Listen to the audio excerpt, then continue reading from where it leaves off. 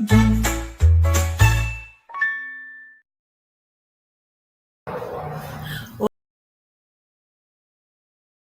bem-vindos. Nós estamos iniciando hoje o segundo episódio da nossa live Vida em Família, que é um trabalho realizado por Sembradores de Luz, que é uma entidade internacional 100% online, que tem como objetivo apoiar os educadores, família e jovens nesse trabalho da divulgação da doutrina espírita. Meu nome é Darie, faço parte do Departamento da Família e é com muita alegria que nós estamos reunidos para conversar um pouquinho sobre esse tema tão instigante, tão necessário nos dias de hoje. E nós temos dois convidados muito especiais, nós vamos chamá-los, agradecendo muitíssimo. Olá, Michele, olá, Marcos, que bom que vocês aceitaram o nosso convite. É com muita alegria, com o nosso coraçãozinho pulsando de amor, que nós estamos aqui para bater esse papo. E aí, eu gostaria que cada um já se apresentasse, contasse um pouco da sua trajetória no movimento espírita, nas atividades que realiza, de onde está falando conosco. Vamos conversar com você, Michele, por favor? Sim, obrigada. Gostaria primeiramente de agradecer a oportunidade de estar aqui conversando sobre esse tema que é tão próximo a mim, já que criei meus filhos também na doutrina espírita. Eu estou aqui falando dos Estados Unidos, de Virgínia. Moro aqui há 25 anos com meu esposo e os 3 filhos. 2 vieram do Brasil pequenininhos, a última nasceu aqui. Somos todos espíritas, todos trabalhadores dentro da doutrina espírita. E no nosso centro espírita, que chama Allan Kardec Spirit Society of Maryland, eu coordeno o departamento de infância e juventude e trabalho junto com uma equipe maravilhosa na evangelização de espíritos. E você nos dizia nos bastidores que tem bastante criança aí, porque a gente fica pensando que o movimento espírita está assim com 1, 2, né, no jovem, né? Conta um pouquinho para nós aí a quantidade da sua turminha. Agora eu fiquei até arrepiada. Verdade, é um trabalho que vem sendo feito há anos, né? E a cada tempo eu noto que conforme nós, evangelizadores, trabalhadores da casa, vamos amadurecendo dentro da doutrina espírita, as crianças vão chegando e as famílias vão chegando.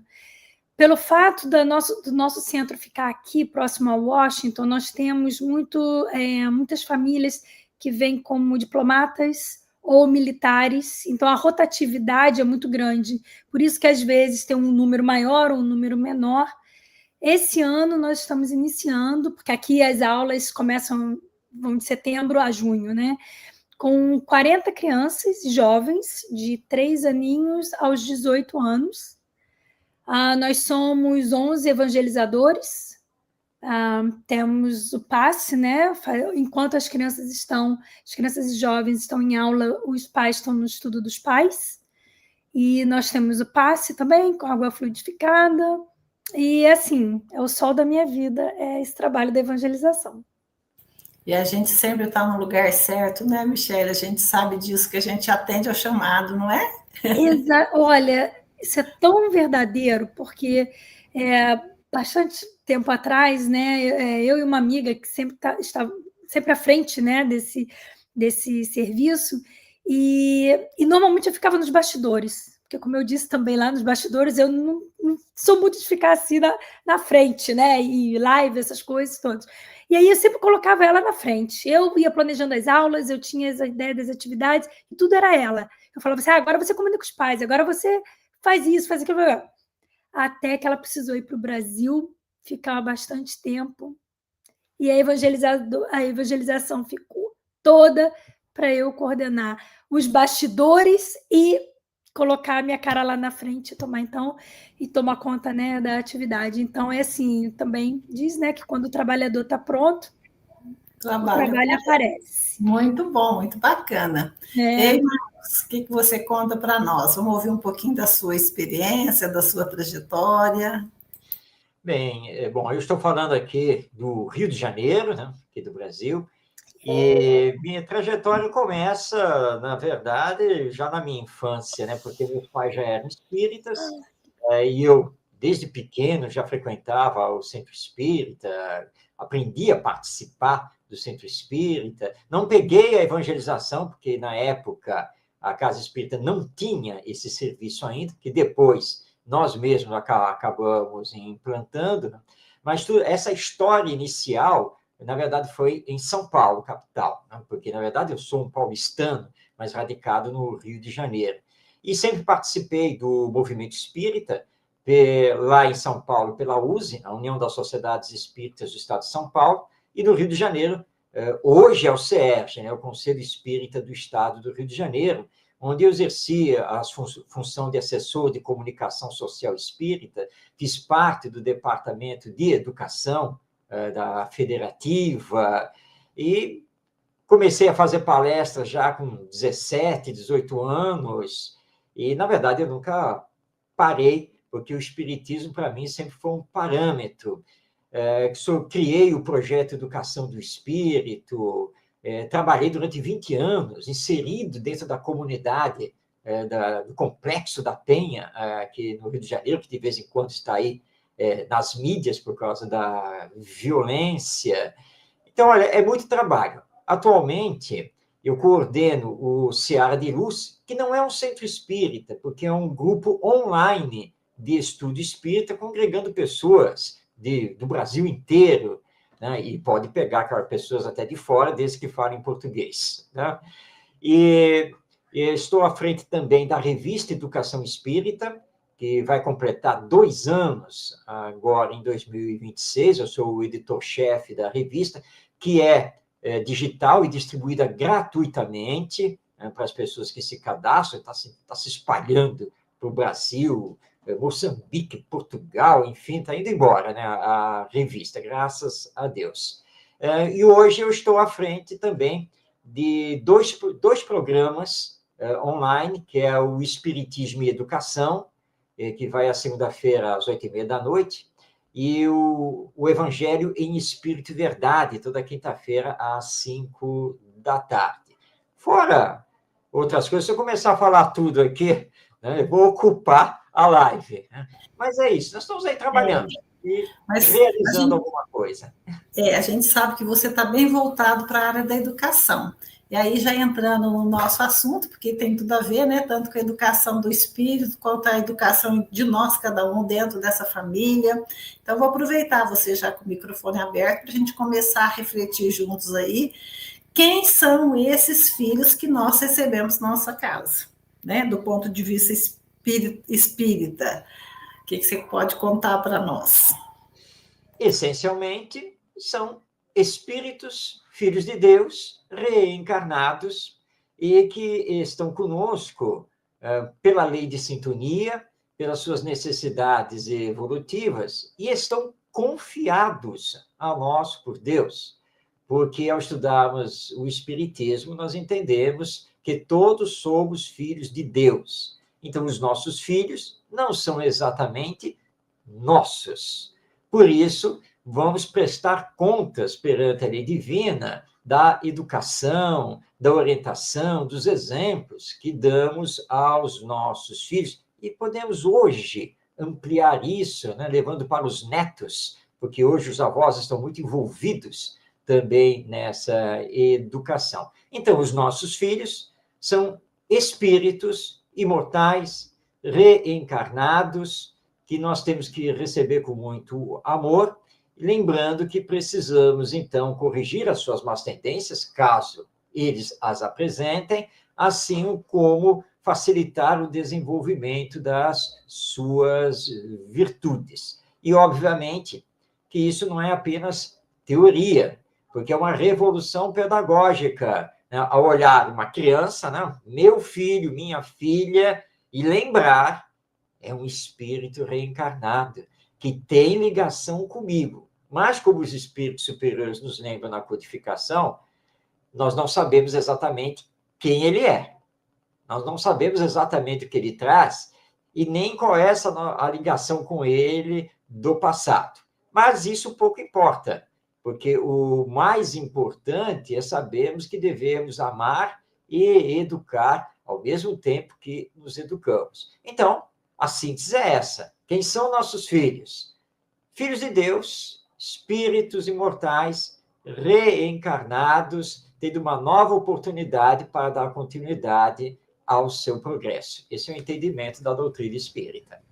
E todas essas informações que você nos traz já nos ajuda a gente ter um amor menos egoísta, porque essa ideia de posse que a gente tem tão forte, né, como pais, muitas vezes a gente acaba estragando, em vez de cumprir o nosso papel de ensinar, de ajudar, de instruir, de exemplificar.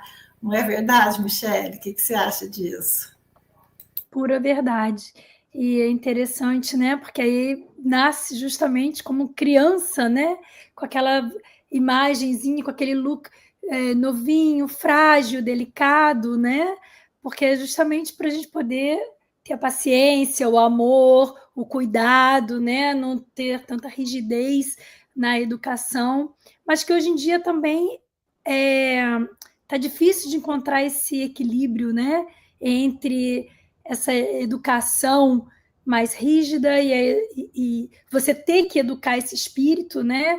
Podar certas tendências, estimular as virtudes, né? E ao mesmo tempo não ser permissivo demais, porque os bichinhos são bonitinhos, né? Eu profissionalmente trabalho com educação infantil, então é a minha vida, tá envolvida com crianças, né? E vejo o quanto é difícil às vezes você encontrar aquele equilíbrio, né, na educação, mas que se faz muito necessária e é nossa responsabilidade como pais. Como o Marcos falou, nós não sabemos quem eles são, mas nós assumimos o compromisso de guiá-los no caminho do bem, né, e aproximá-los a Jesus. E, mais uma vez, a doutrina nos favorece nesse sentido, porque se a gente não se educa, como que a gente vai dar conta de educar os filhos, né? Então, é um processo primeiro individual, não é? Que a partir dali a gente vai corrigindo, né? Nos melhorando para realmente conseguir chegar o mais próximo do melhor possível, porque não dá realmente, como somos imperfeitos, é natural que essa imperfeição também reflita na educação que a gente oferece, não é mesmo? Mas ainda pensando nessa relação entre pais e filhos, e lembrando, né, que a gente fala de maneira tão firme, tão amorosa na questão da reencarnação. Toda relação entre pais e filhos está relacionada com esse passado, com essas existências, tem resgates envolvidos. O que nós podemos dizer? Vou começar com a Michele dessa vez, por favor. Sim, os espíritos se unem pelas similaridades, né, pelo nível de desenvolvimento, mas às vezes vem junto no nosso lar, né, no nosso âmbito familiar, né, às vezes algum espírito que na verdade tenha pedido para que viesse junto conosco, para que tenham pedido para vir conosco, para que nós possamos guiá-los de uma forma melhor, né, e que essa encarnação seja mais proveitosa do que a anterior. Então, eles, no processo encarnatório, quando nós fazemos o planejamento, né, nós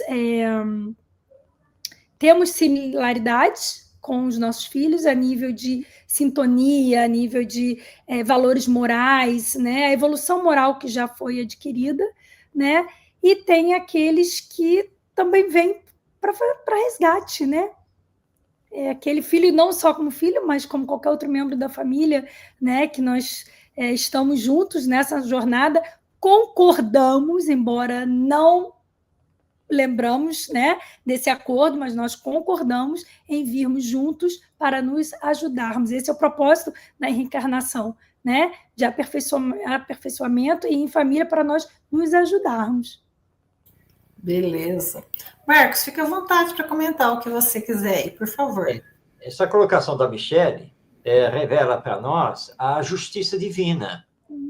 Porque se a reencarnação conosco, né, no ambiente familiar, no lar, fosse apenas e tão somente de espíritos já ligados a nós de encarnações passadas, ficaria um problema de difícil solução. Aquele espírito que em várias encarnações não conseguiu cumprir a lei divina, está com uma série de dificuldades, e ele necessita de pais que possam encaminhá-lo ao bem. Mas ele não tem ligação conosco, nenhuma. Ora, se a reencarnação só tivesse a porta, né, para abrir a porta para aquele espírito que já tivesse alguma ligação conosco, ficaria uma lacuna na própria lei divina. Então, Deus, na sua misericórdia, no seu amor, ele permite, sim, que esse espírito faça o pedido, né, e ele possa reencarnar conosco, embora nunca tenhamos estado juntos em encarnações passadas. E a Michelle lembrou uma coisa importantíssima. Isso não é imposto por Deus. Nós somos consultados e aceitamos. E sabemos muito bem as provas que vamos enfrentar, porque, obviamente, esse espírito é rebelde, é desafiador. Tá? Então, ele não vai ser paz no nosso lar. Então, eu sempre digo assim, olha, às vezes você, quando já está nervoso, aquela situação, você diz, o que foi que eu fiz? Né? O que foi que eu fiz para ter você aqui no lar? Né? Não, nós não temos que fazer essa pergunta, mas lembrar, olha, fazer alguma coisa? Sim, eu fiz uma coisa, aceitei. Antes de reencarnar, eu aceitei que ele depois viesse. Então, como eu aceitei, eu agora vou ter que ter resignação, paciência, muita perseverança, muito amor. Tá? Agora, se esse espírito, apesar dos meus esforços, ele continuar rebelde, não quer saber de nada e está batendo cabeça, bem, está lá na questão 582 do Livro dos Espíritos. Nesse caso, os pais não vão responder pelos desvios dos filhos durante a encarnação, porque ele mal usou o livre-arbítrio, apesar de receber os bons exemplos. E ligando a primeira questão com essa, lembrar que no dia a dia não dá para separar a autoeducação da educação que estamos exercendo com os filhos e com os netos, porque são coisas concomitantes, elas vão acontecendo.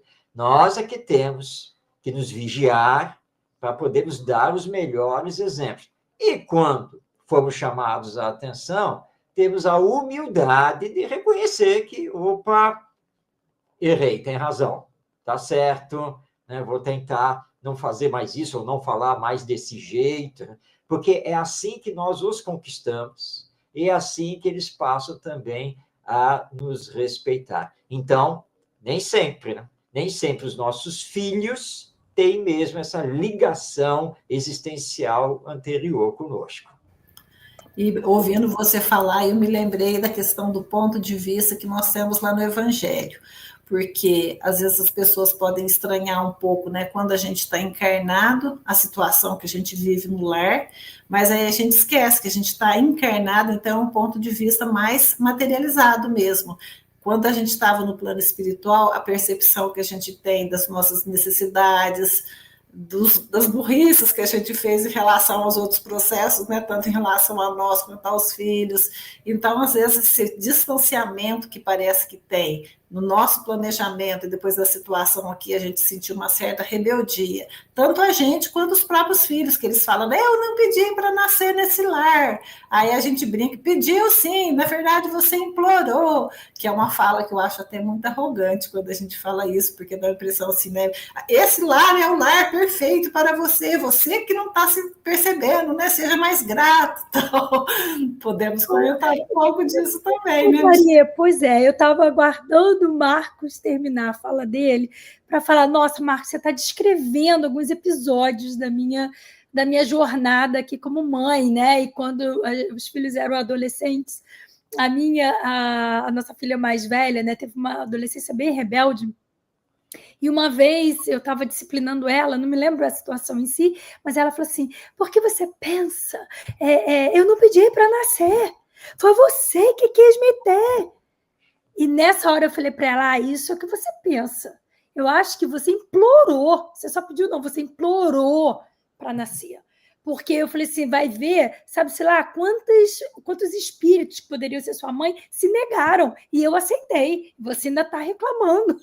Ou seja, até mesmo para dizer que a educação espírita, né, está no nosso dia a dia. Quando nós educamos os nossos filhos, nós que somos espíritas, temos mesmo que trazer esse conhecimento que a gente tem da doutrina espírita nessa conversa com eles, na disciplina, nas orientações, né? Então, eu sempre usei muito essas falas espíritas o que tem no Evangelho para educá-los. E esses exemplos que você deu, Marcos, foram perfeitos. Eu estava rindo, porque eu falei, gente, eu passei por isso, eu ouvi isso, eu tive que fazer isso.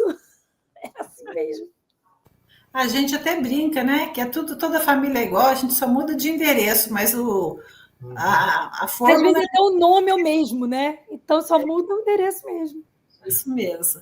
Antes que o Marcos complemente o que ele quiser complementar, a gente vai agradecer o pessoal que está nos acompanhando. Eu já vi aí a Cláudia, a Ana Cristina, o Nailson. Inclusive, o Nailson está trazendo uma pergunta para nós, Marcos. De repente, você pode encaixar aí no seu complemento essa ideia também, né? Por que os pais, hoje em dia, deixam a tarefa da educação moral para a escola tradicional, né? E...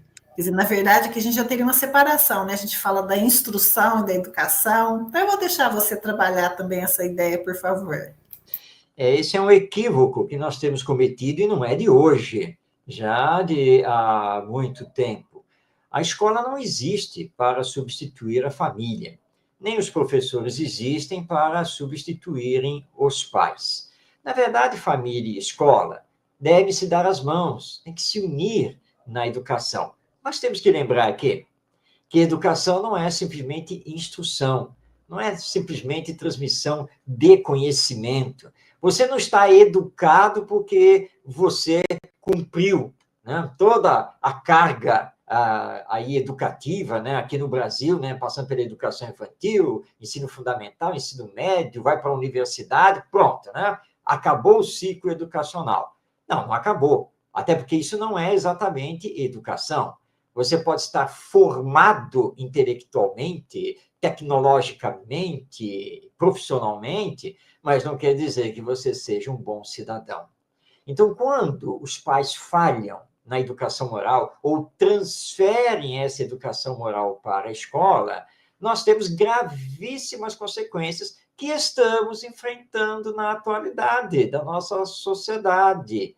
Eu peguei certa vez crianças uniformizadas, tá? Entrando num ônibus aqui no Rio de Janeiro, tá? Estava em trânsito, tá? Elas entraram num desrespeito tão grande aos passageiros, numa algazarra, falando palavrões, foi uma coisa assim impressionante. E quando eu fui descer, eles tinham bloqueado a porta, estavam ocupando tudo ali. E aí eu olhei para um deles e pedi licença, né? Falei assim, por favor, você pode deixar, né? Nós passávamos, aqueles que precisam descer, naquele momento, e eu confesso a vocês, eu pensei que eu ia apanhar. Bom, hoje eu apanho dentro desse ônibus, porque eu tive a ousadia de encarar o adolescente e pedir para ele me dar licença. E ele realmente me encarou. Me encarou. Quando ele foi falar, um outro gritou para ele, sai daí, você não está vendo que está atrapalhando, não? Aí ele ficou meio assim, né? E se encolheu um pouco e disse, passa. Né? Bom, graças a Deus eu não apanhei. Né? Mas eles estão uniformizados, então estão na escola. A escola está falhando, mas eles têm família. Não é a família que está falhando? Porque eu posso ter 2, 3, 4, 5 filhos, que seja. A professora lá na escola, às vezes, tem 40 alunos em cada turma em que ela atua. Por mais amor que ela tenha, como que ela vai promover o que, na verdade, compete primeiramente ou prioritariamente aos pais? Então, a tarefa da educação moral, se também compete à escola, porque a escola também tem que fazer a sua parte, mas ela essencialmente compete aos pais, à família. Então, é um equívoco muito grande quando eu ouço pais dizer, bom, já providenciei a educação do meu filho. E fez o quê? Matriculei na escola. Isso é transferência. Mas quem disse que matricular na escola vai fazer a educação do seu filho? E as orientações de ordem moral? E os bons exemplos? A ética? O evangelho? Como é que fica? Porque a escola não trabalha isso. Como o nosso Nailson colocou, a escola, chamada tradicional, ela trabalha basicamente o desenvolvimento. Isso cá para nós, quando trabalha isso também, né? Porque às vezes está apenas empurrando esse processo de ensino-aprendizagem. Então, nós precisamos reverter isso. Os pais têm que assumir a sua posição como educadores e, principalmente, como educadores, porque enquanto não fizermos isso, nós não vamos resolver os problemas da sociedade humana. Basta ver a questão da corrupção, não é? Modifique-se as leis, a segurança pública, a justiça, programas disso, políticas daquilo, e nós continuamos com os escândalos de corrupção. Por quê? Porque lá na base, na infância, não foi promovida a educação moral. E a pessoa que cresce sem as devidas orientações e exemplos morais poderá se deixar levar tranquilamente, tá, por essa cultura materialista, egoísta e imediatista que ainda prevalece na sociedade humana. Então, se você é pai, se você é mãe, avô, avó, está aí nos assistindo, comece a trabalhar a educação moral dos seus filhos, dos seus netos, até porque amanhã... Eu não, tá, gente? Eu estou muito longe disso, mas amanhã você vai entrar na terceira idade, tá? E vai precisar deles. Será que eles vão cuidar de você? E nós precisamos pensar seriamente sobre isso. E eu gosto muito de pensar que deve existir uma parceria entre a escola e a família, né? Porque até eu, como professora por 40 anos, a gente diz assim que a escola tem a obrigação de oferecer instrução. Agora, mesmo essa educação que a família oferece, a escola a todo momento tem a oportunidade de oferecer, né? Quando o professor intermedia os conflitos, quando chega na hora certa, quando trata com respeito. Então, a gente, como espírita, sabe da importância também de tudo que a gente for fazer, fazer com amor. E isso em qualquer espaço. Também o espaço escolar é um espaço propício para isso, né? Porque muitas vezes a gente que é da área da educação, a gente sabe disso, que uma festa de aniversário que você organiza com a sua turma na escola, ela é muito mais aula do que, às vezes, um conteúdo que você está lá preparando, porque aí você vai organizando essas tarefas, eles vão aprendendo a falar, a ter autonomia, a ter respeito.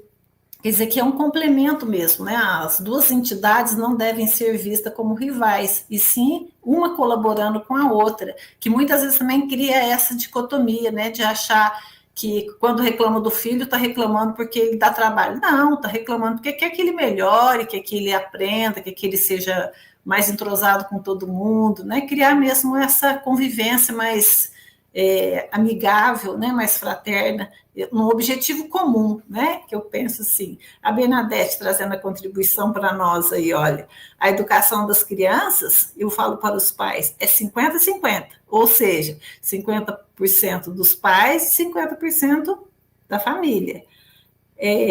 Podemos comentar alguma coisa daqui a pouco também, né? Mas eu estou pensando que o Marcos puxou alguma coisa para nós aí sobre a infância, né, Marcos? Aí a gente pode caminhar nesse sentido também. A gente sabe da importância da infância para o progresso do espírito. E aí você até já adiantou um pouco nesse sentido, né? Mas eu acho que vale a pena a gente complementar algumas informações. Sem dúvida, né? Nós espíritas temos uma visão bastante profunda sobre a infância, embora tenha gente que diga que criança só dá problema, né? Que criança é só aborrecimento, né? Mas esquece... Não, né? Claro que não. Essas pessoas esquecem que já foram crianças. Não é interessante isso, né? Como nós nos desligamos disso, esquecemos que já fomos crianças, o que passamos lá na nossa infância.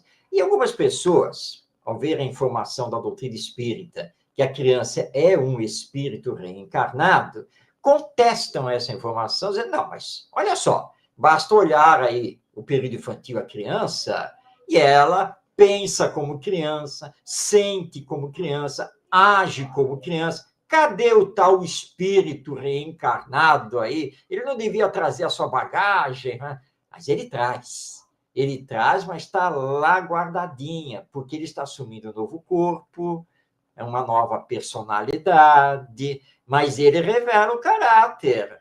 Logo, ele começa a revelar logo de início. Ele começa a revelar também as suas ideias inatas. E os pais, como educadores, precisam estar atentos. Como diz Kardec, precisam ser bons observadores. Porque isso está latente nele, ele vai começar a mostrar pouco a pouco. E você, então, atento, observando, vai agir como educador.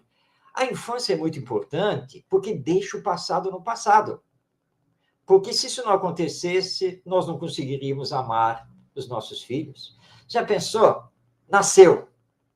E você pega o bebê no colo, olha para ele, e é aquele.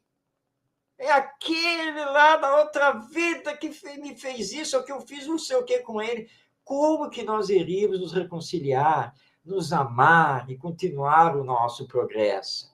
Então, a infância, né, o espírito naquele corpo bem tenro, mexe conosco. E nós não sabemos quem ele é, mas já o amamos. Pelo menos na maioria dos casos, porque nós sabemos que existem também rejeições, né, que as pessoas não sabem explicar por quê, mas é o passado, né? São as vibrações de espírito para espírito. Então, a infância é muito importante. E nós temos também que nos aliar à ciência, à psicogenética, por exemplo, né, que estuda os estágios de desenvolvimento, e não esquecer que eu já fui criança. Olha, gente, eu estou com 70 anos, mas eu lembro do meu carrinho de corpo de bombeiros. Eu lembro do Forte Apache, eu lembro da minha coleção de bolas de gude, de tampinhas de garrafa, que eu fazia os times de futebol em cima da mesa, e minha mãe ficava maluquinha com isso, né, porque as tampinhas voavam pela cozinha, né, eu jogando lá um futebol de botão com tampinha de garrafa. O futebol de botão. As brincadeiras na rua, eu ainda apesar de ser de São Paulo, capital, eu empinei pipa. Lá em São Paulo, na época, era papagaio. Mas eu empinei pipa na rua, com os meus vizinhos, meus colegas de rua. E nós não podemos esquecer disso, porque quando você lembra disso, você olha agora para o seu filho, olha para a criança que está lá na evangelização, né?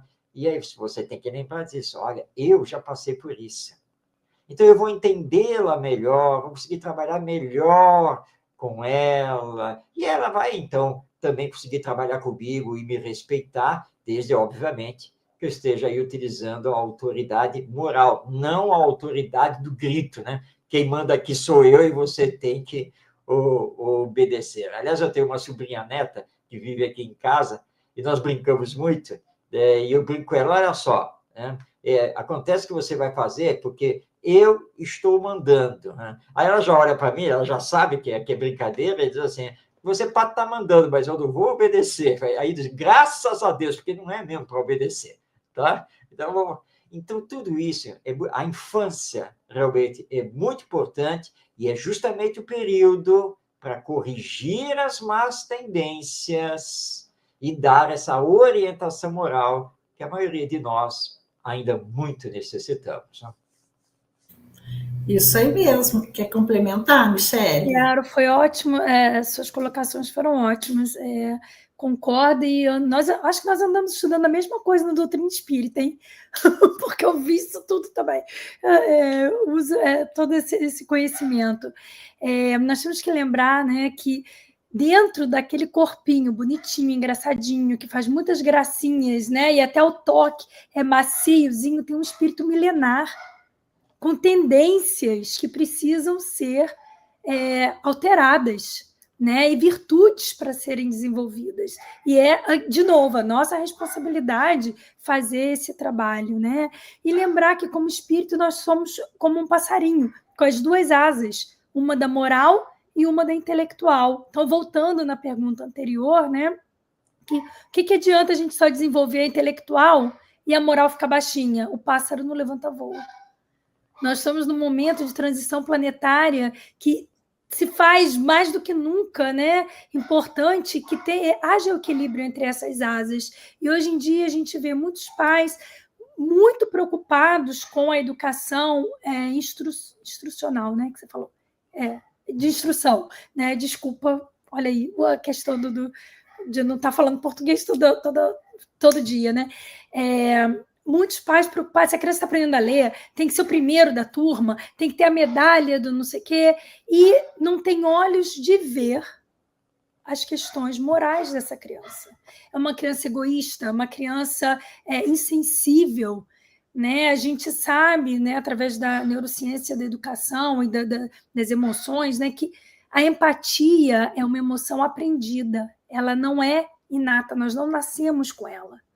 E muitos pais perdem esse período da infância, que é quando o espírito está mais maleável, mais acessível ao nosso print neles, né? A nossa influência neles, para desenvolver a empatia. Olha o mundo como está na atualidade por falta de empatia, de tolerância. E a infância é o período de ensinar tudo isso para as nossas crianças, né? Então, vamos nos preocupar menos com ser o primeiro aluno da classe, fazer todos os esportes. Aqui nos Estados Unidos tem muito essa coisa das crianças, tem que ser top no esporte, tem que ser top no instrumento musical. E dentro da sala de aula, os meus cotoquinhos que têm 4 anos são extremamente egoístas, não veem o outro amiguinho que está do lado, né? Não sentem compaixão porque o amiguinho caiu, na verdade eles riem porque foi engraçado, né? Nós não podemos fechar os olhos para certos comportamentos, mesmo que venham daquela criança bonitinha, engraçadinha, com cachinho, né? E que fala bonitinho. Nós temos uma responsabilidade muito grande nessa fase, porque na adolescência é quando o espírito desabrocha, né? Como que ele dá as caras. Esse aqui sou eu. Vou mostrar para você agora o que eu vim fazer aqui, né? E não é a hora de a gente só tenta controlar, né? Mas o ensinamento mesmo, a base tem que ter sido feita na infância, quando o espírito ainda está aberto à nossa influência.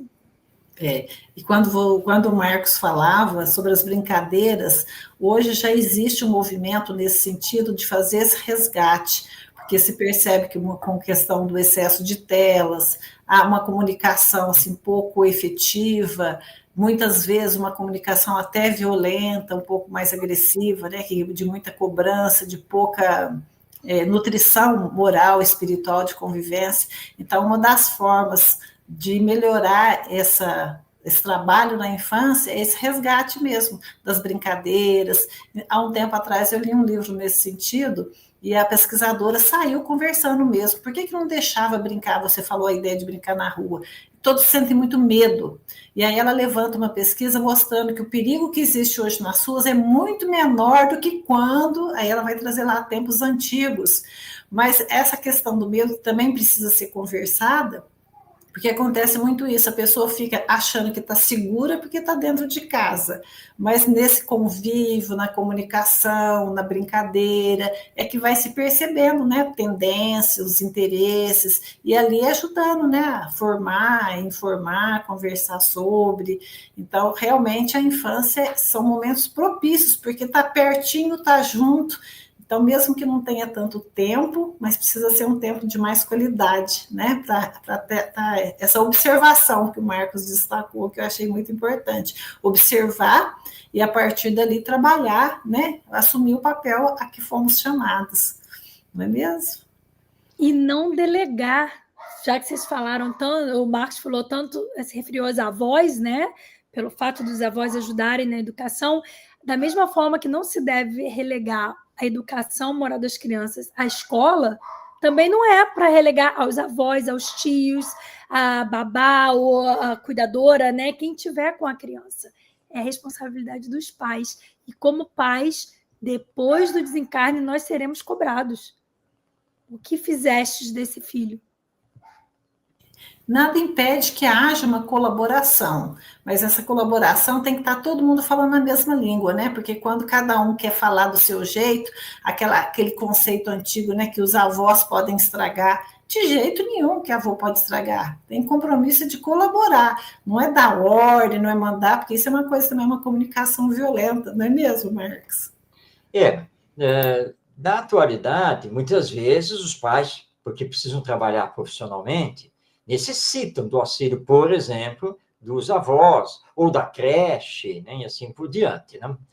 Mas tudo tem que ser dialogado, conversado. Não é pegar os filhos e jogar lá no colo dos avós, por exemplo.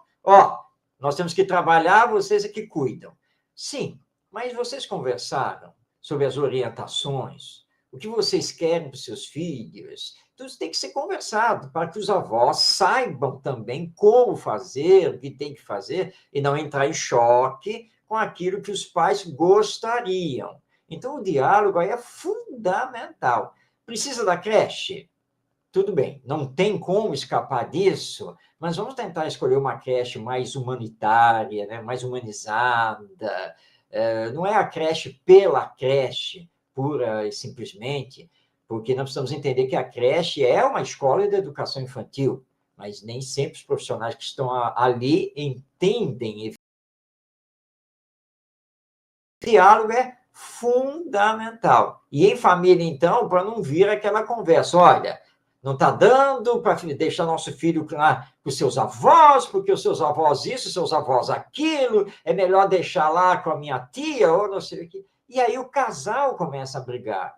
Mas está brigando porque não houve o diálogo, né? Não se conversou sobre nada disso. Né? Então, essa conversação é muito importante. Agora, mesmo precisando desse auxílio, quando você estiver em casa, você for pegar os filhos, você tem que entender que os filhos são a sua prioridade. Eles não são objeto, não são coisa, nada disso. São os seus filhos que Deus confiou a você. O seu tempo pode ser menor durante a semana de convivência com eles, mas que seja de alta qualidade. Então, isso é importante. E quando chegar o final de semana, você procure fazer suas coisas durante a semana, porque o final de semana, em parte, pelo menos, precisa ser deles, para brincar com eles, passear, né? Ir para o shopping, visitar o museu, o centro cultural, e vai por aí afora, porque nós temos que lembrar que nós somos seres de relação. E se nós ficarmos em casa, porque em casa é mais seguro, ora, o bem sendo tímido, porque está ficando dentro de casa, deixa o mal dominar a sociedade. E é isso que tem acontecido. Então, vamos viver com todos. E procurando dar sempre o bom exemplo e preparando os nossos filhos para serem cidadãos éticos, para que tenham, e a Michele lembrou isso, que tenham empatia, ou seja, que saibam se colocar no lugar dos outros. Tudo isso é educação. E é urgente fazermos isso. Tá? Não podemos esquecer disso. Com certeza. Olha, eu estou dando uma sapiadinha aqui nas nossas questões e eu acho que nós demos conta de bastante conteúdo aqui, porque falamos também dessa formação moral e espiritual dos filhos, né? Que é aí o papel dos pais, da importância do exemplo. Inclusive, essa última questão que nós temos aqui, né? Quando os filhos não seguem o caminho que os pais orientaram, você também teve a oportunidade de falar, né, Marcos? Porque você deixou claro isso, que lá no próprio, nas obras básicas, nós temos essa informação. Na hora do acerto de conta no plano espiritual, os pais fizeram tudo o que podia, os filhos não corresponderam. É um espírito imortal e é uma individualidade, né? Então, vamos fazer a nossa parte, mas sem também criar essa expectativa que vamos 100% de sucesso, não é? Nós temos que lembrar que todos temos livre-arbítrio. Nós, hoje adultos, né, ou já quase na terceira idade, né, Marcos? E as crianças, os jovens, né, por mais que a gente oriente, por mais que a gente aconselhe, por mais que a gente crie, mesmo dentro da doutrina espírita, eles têm o livre-arbítrio e vão desviar aqui, vão desviar ali, né? O importante é nós darmos o exemplo, né? De um caráter honesto, íntegro, né? Que as nossas crianças tenham um exemplo a seguir, né? E trazendo Jesus, fazendo o culto do evangelho no lar, levando a evangelização, que isso é outra coisa. Eu não sei como é que está no Brasil, mas aqui, por exemplo, nos Estados Unidos, muitas famílias não levam as crianças à evangelização porque não é a prioridade. A prioridade é ir para o esporte. Sim, a saúde física é muito importante, mas não, porque aqui a nossa evangelização, por exemplo, é na quinta-feira, no final do dia, né? Então, não é dia de esporte, então não vai para evangelização, né? Ou os pais vão ao centro, mas não se dedicam à casa espírita também. As crianças estão observando, porque as palavras ensinam, mas o exemplo arrasta, né? Então, as crianças estão vendo como nós lidamos com os nossos problemas, como nós nos dedicamos à doutrina espírita, como nós vivemos a nossa vida baseada nos conhecimentos que nós temos e que nós falamos para eles, mas não fazemos. Né? Muito bacana, Michele. Agradecemos demais essa sua fala, muito significativa. Vamos ouvir mais um pouquinho o Marcos, que aí a gente já está também caminhando para o nosso encerramento, né? As palavras da Michele soam profundamente, né? E nós temos que entender que o exemplo é a maior força da educação e temos que tomar cuidado com o que estamos fazendo na frente dos nossos filhos, dos nossos netos, dos nossos alunos, enfim, porque nós somos responsáveis pelo que será essa nova geração do futuro. E nós espíritas não podemos esquecer que a vida continua depois da morte e que haverá, lá na frente, uma nova reencarnação nossa. Tá? Quem vai nos receber desse futuro? Quem? Eles. Estão aí. Eles. Talvez, né? Claro, talvez eu seja filho, lá no futuro, do meu neto ou do meu bisneto, mas se for do meu bisneto, ele foi educado pelo meu neto, e o meu neto esteve comigo. Que exemplos eu dei? O que foi que eu mostrei efetivamente para eles? Então, a nossa responsabilidade realmente é muito grande. Mas nós conseguiremos cumprir a nossa tarefa se muito amarmos. Porque o amor é a essência da vida e é a essência da própria educação. E se até hoje eu não tinha tido essas ideias, essa visão, tá? Sempre é tempo de começar, né? Então, vamos procurar amar, ter esse olhar mais espiritualizado sobre nós e esses seres que estão conosco, para conseguirmos, então, adiantar esse processo de transição para que o bem predomine e, finalmente, possamos ser aí o tão sonhado e falado mundo de regeneração. Muito bom, isso mesmo. Nós agradecemos demais, viu, Michele, Marcos, ficamos muito felizes de vocês terem aceitado e podido estar conosco. Agradecemos aos que nos acompanharam, os que vão acompanhar depois. Desejamos, assim, muita luz, muita paz, que continuemos perseverantes, né, nesse trabalho da divulgação, do trabalho do bem, procurando nos melhorar sempre, porque também é a nossa melhoria que repercute em todo o ambiente, né, e daí começa cada um de nós. Então, que Jesus nos abençoe. Convidamos a todos que estão conosco para que continuem nos acompanhando nas próximas lives, que com certeza teremos ainda bastante conteúdo proveitoso. Um abraço para vocês e para todos que nos acompanharam.